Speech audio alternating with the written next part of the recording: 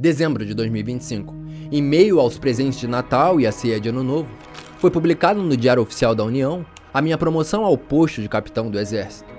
Você venceu na vida, agora ninguém segura você. Sua família deve estar morrendo de orgulho. Essas foram as mensagens que eu recebi no meu WhatsApp e realmente a minha mãe, quem trabalhou como empregada doméstica na minha infância e deu um duro danado, ela ficou bem emocionada. No entanto, eu sabia que eu estava sendo promovido dentro de uma carreira que já não fazia mais sentido pra mim. Eu estava vivendo uma mentira. Talvez você conheça essa sensação. O cargo chega, o parabéns aparece, mas por dentro alguma coisa diz pra você que isso até parece vitória, mas não é. Por isso, nesse vídeo, a ideia é falar sobre uma pergunta incômoda. E se a vida que todos chamam de sucesso for exatamente a vida da qual você precisa escapar? Não porque está errada, mas sim porque ela não é sua.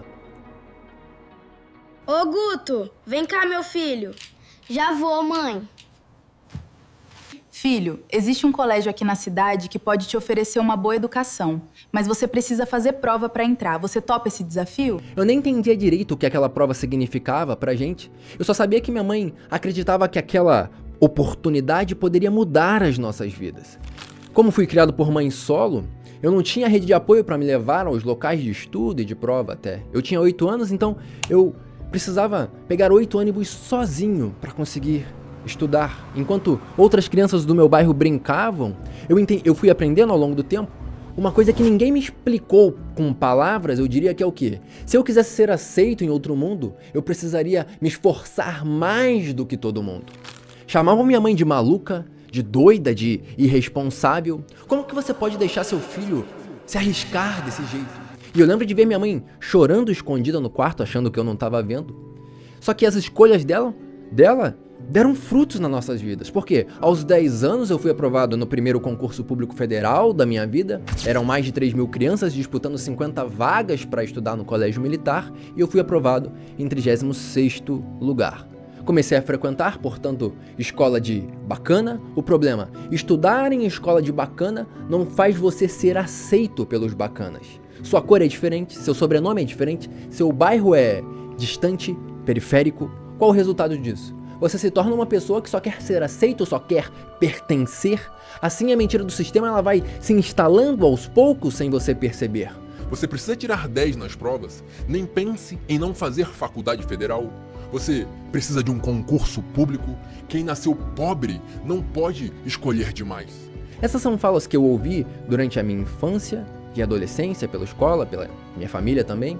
E você provavelmente também as ouviu de alguma forma. E de tanto serem marteladas, se tornam verdades inquestionáveis e inegociáveis. Aos 19 anos, eu fui aprovado no segundo concurso público federal da minha vida. Dessa vez era para estudar na AMAN, na Academia Militar das Agulhas Negras. Desculpa, que é a maior academia militar da América Latina.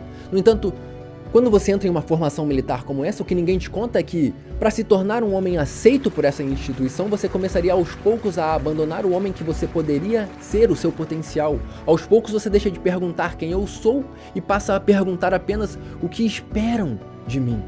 Foi aí que eu entendi uma coisa difícil de admitir.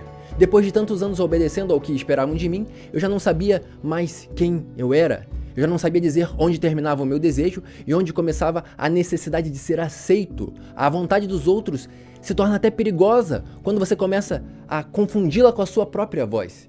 Eu não descobri essa mentira em um dia específico. Eu fui percebendo aos poucos, conforme as minhas escolhas foram mostrando. No seu caso, isso acontece quando o despertador toca às 5h30 da manhã, você levanta não porque ainda quer aquela vida, mas sim porque você não sabe quem seria se parasse. Quando você veste a roupa, pega o trânsito, responde bom dia com entusiasmo suficiente para ninguém perceber que você está infeliz. Ou de repente, naqueles dias que você passa a manhã em uma reunião inútil, concorda com as decisões que são ditas ali, mas em silêncio você não coloca sua opinião porque não quer decepcionar. Até chegar ao ponto de você se perguntar, peraí, eu escolhi essa vida ou aprendi muito cedo a agradar, a obedecer e hoje não quer dizer que essa vida está errada. Bom, é exatamente esse tópico de discussão que a gente vai se aprofundar agora, vai explorar agora no vídeo. Vamos lá.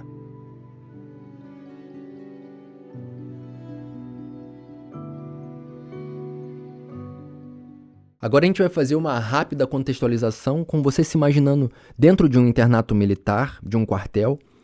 E dessa contextualização a gente vai entrar nos aspectos da sua vida, tá certo? Então vamos lá. Imagine que você está em uma terça-feira, às 4h30 da manhã, o corredor do seu alojamento ele está escuro, quando um instrutor ele entra no seu dormitório e te manda levantar agora.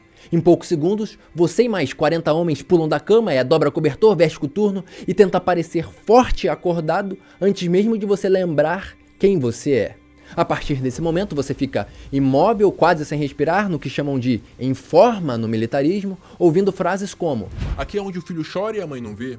Somente o trauma coletivo gera união. Ser soldado é mais do que uma profissão, é missão de grandeza. Se você vai comandar, aprenda a obedecer.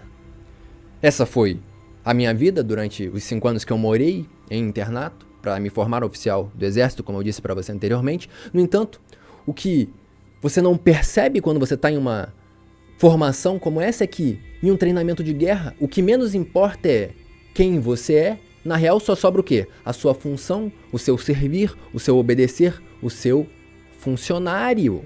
Pare para pensar. O sim senhor e o não senhor saem da sua boca no automático e dia após dia você aprende que sentir demais atrasa, ser vulnerável é fraqueza, questionar é uma característica ruim e obedecer sem refletir é a única forma de você continuar pertencendo, e a promessa ela é bem clara: se você aceitar se calar, ficar em silêncio, você receberá casa, comida, salário, a preciosa estabilidade do concurso público em troco de algo quase silencioso, que é o quê? O seu silêncio, o seu próprio silêncio. Esse é o acordo oculto. E se você acha que essa é uma característica só do militarismo, não é. Se você estaciona em casa e respira fundo antes de você entrar em casa, significa que algo está errado. Se você deita na sua cama, mas continua ali rolando feed porque não quer que o outro dia comece, significa que algo está errado. Se você recebe o seu salário, paga as contas e usa esse alívio mental para silenciar a pergunta que volta toda segunda-feira: até quando eu vou aguentar isso? Então talvez tenha algo errado. Você provavelmente está usando o salário para suportar uma vida que o salário comprou. É como se o salário ele fosse um sedativo. E o perigo do salário sedativo é que ele alivia exatamente o suficiente para você nunca sair, se libertar, se desalgemar, parar para pensar se essa vida faz sentido ou se ela é uma mentira. Há alguns meses eu pedi demissão lá do Exército. Não foi um processo fácil, eu diria. Me custou bastante coisa. Mas nesse processo, nesse balaio todo, eu diria que algo que me custou, eu diria que é a mentira que eu contava para mim mesmo, para provar que aquela vida fazia sentido para mim, que ela era de verdade. E essa mentira aparecia toda vez que eu vestia aquela farda e entregava um personagem que esperavam de mim e não o que eu queria ser. Aparecia quando eu silenciava uma parte de quem eu era para continuar sendo aceito, admirado, reconhecido naquele mundo. Surgia quando eu confundia pertencimento com identidade e medo de sair com vontade de ficar. Talvez você não esteja na mesma situação que eu passei, não use farda, não seja militar. Talvez o seu uniforme seja até outro, né? Seja o jaleco, seja um crachá, uma agenda cheia, um nome de empresa, um cargo, uma rotina, um salário que todo mundo ao seu redor chama de conquista. Mas a pergunta aqui continua sendo a mesma: até que ponto a vida que você vive ainda é a vida que você quer? E não falo isso em um tom pessimista, mas sim como alguém que descobriu que o preço de pertencer pode ser deixar de você pertencer a você. Entende? Eu falo como alguém que descobriu que sair não resolve automaticamente a sua vida. Mas permanecer depois de enxergar a mentira, aí tem outro nome, que é o quê? Escolha. O mundo moderno oferece ferramentas pra gente construir um outro caminho, uma nova profissão, um novo estilo de vida. Só não oferece o quê? A coragem de admitir que o caminho que a gente está já não é mais o nosso. Porque uma coisa é certa: você não odeia trabalhar, você odeia trabalhar sem sentido, odeia não enxergar no fruto do seu esforço um trabalho que faça você se sentir vivo, útil e necessário. E não apenas uma mera peça de engrenagem, um mero servo do sistema. Não aceite a sua necessidade de mudança como imaturidade. Porque a sua maturidade, responsabilidade, não é você aguentar mais maturidade, e responsabilidade é você finalmente ser quem você quer ser. Maturidade é assumir que, às vezes, o preço está caro demais. A mentira já não comporta mais.